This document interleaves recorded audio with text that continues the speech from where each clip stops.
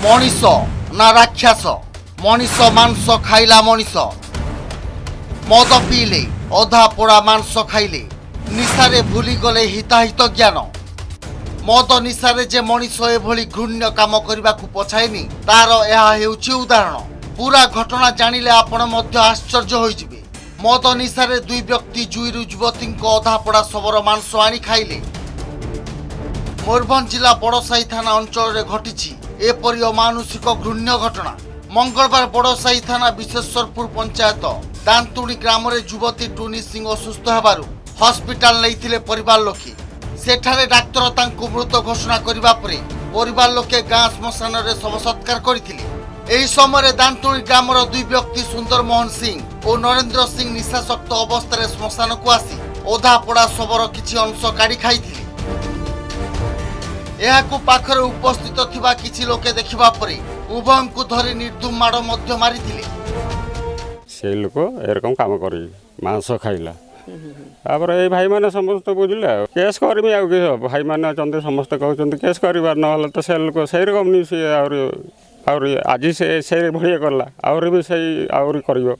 आमर एत दिन संपर्क 20-30 वर्ष संपर्क भाई माने 22 वर्ष संपर्क तांकर आर से आमर एसआई मु कहली कौन पाई खाइलु तू कौन असुविधा कौन खाइलु कौन पाई ना मत गोटे झील कहला कौ झीलटा कहला मशाणी को तो कौ झील आमर जानती केमी झील गला कौ झील कहल ते ना तुमको से झील ना मुझे मुझे कहबी सी आ टोटाल कहलानी तापर बहुत छुआ ताकू बाड़ी को खोजिले आम तो मना कलु बाड़ा बाड़ी करनी तापर आम कहले उपाय तो किसी नहीं सी तो कहूनी बाध्य होकर पुलिस डाकिक आम पुलिस हाथ दे देचु।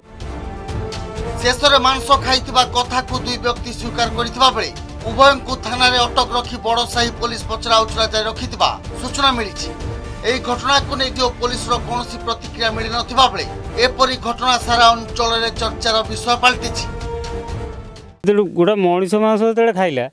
तार केमती तार गोटे कौन विचार करेंगे ना नहीं ना ताकू छाड़ीदेवा सेमती सेमती तो ताले सब जगह से गुड़ा हो